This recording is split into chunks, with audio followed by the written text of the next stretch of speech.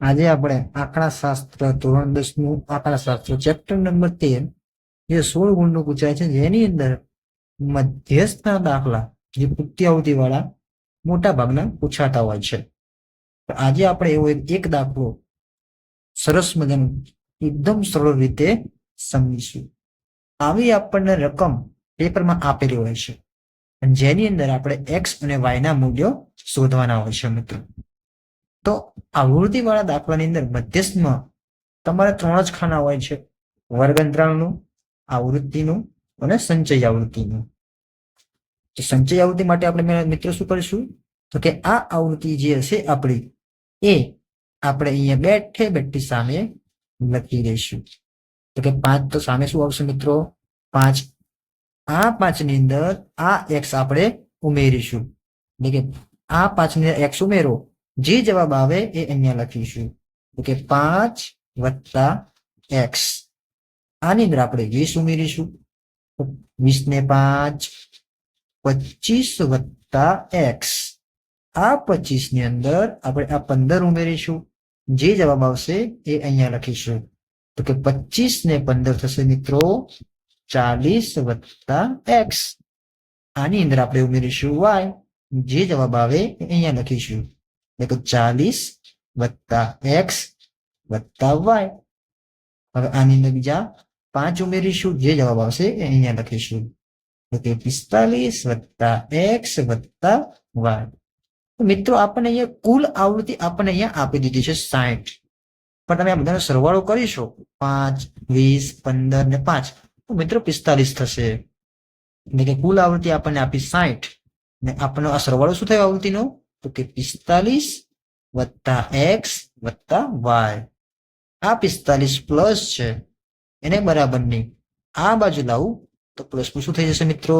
Minus થઈ જશે. એટલે કે 60 માઇનસ 45 બરાબર એક્સ વત્તા વાય.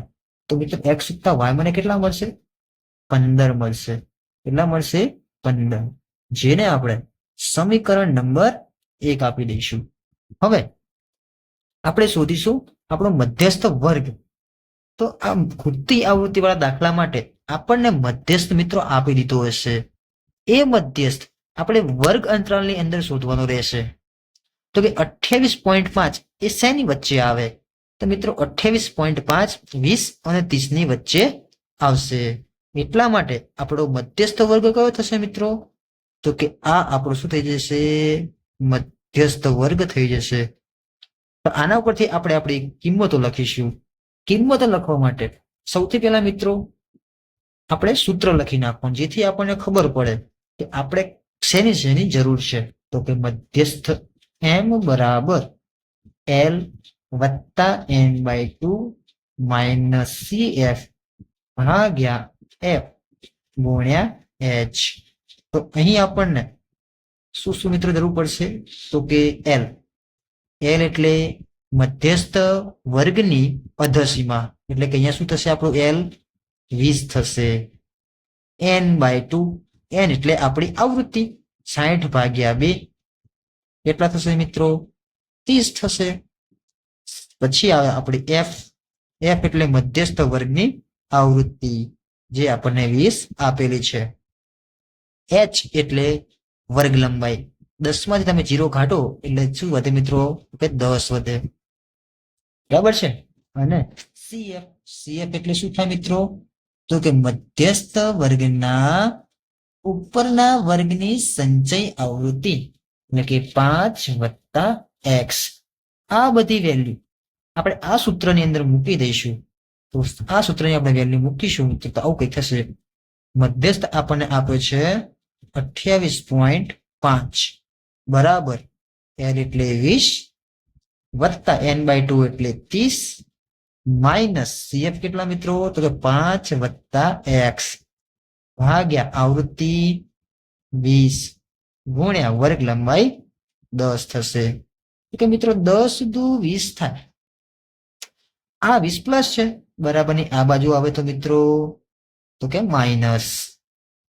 તો કે 28.5 માઇનસ 20 બરાબર 30. તો એમના એમ જ આ -5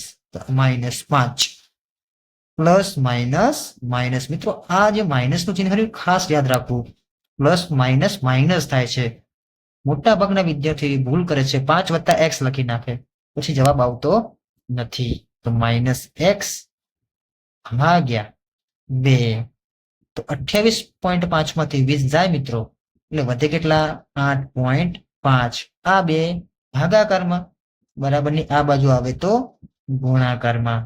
30 માંથી 5 જાય તો મિત્રો 25 વધે અને આ x તો એમના એમ જ રહેશે. 8.5 ગુણ્યા 2 ડાયરેક્ટ ખબર પડે મિત્રો કે 8 દુ 16 થાય. 0.5 0.5 1 થાય એટલે 16 ને 1 17 થશે. એટલે 17 બરાબર 25 - x. આ -x એને ઉઠાઈને હું આ બાજુ લઉં બરાબરની આ બાજુ તો માઇનસ નું શું થઈ જાય મિત્રો પ્લસ થઈ જાય. આ 17 પ્લસ છે એને હું ઉઠાઈ બરાબરની પેલી બાજુ લઈ જાઉં તો પ્લસ નું શું થઈ જાય મિત્રો માઇનસ થઈ જશે. તો કે હવે આપણે શું કરીશું તો કે x બરાબર 25 - 17. તો x બરાબર કેટલા મળે મિત્રો તો કે આપણને 8 મળશે. બરાબર 8 મળશે ને મિત્રો 5 6 7 ને 8 તો 25 માં 7 17 જાય તો 8 વધે. આ x ની કિંમત સમીકરણ 1 માં મૂકીશું. આપણું સમીકરણ મિત્રો 1 તમને યાદ હોય તો x + y બરાબર 15 હતું. તો કે 8 + y બરાબર 15. તો y ને આપણે એમને એમ જ રાખીશું. આ 15 પણ એમના એમ. આ 8 પ્લસ હતા બરાબરની પેલી બાજુ જાય એટલે -8 થઈ જાય.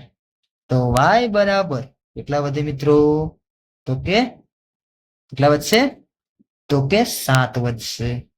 તો y બરાબર આપણને કેટલા મળ્યા 7 મળ્યા. તો x અને y ની કિંમત આપણને મળી રહી છે. જો આવો દાખલો તમને ગમ્યો હોય તો લાઈક કરો. ધન્યવાદ.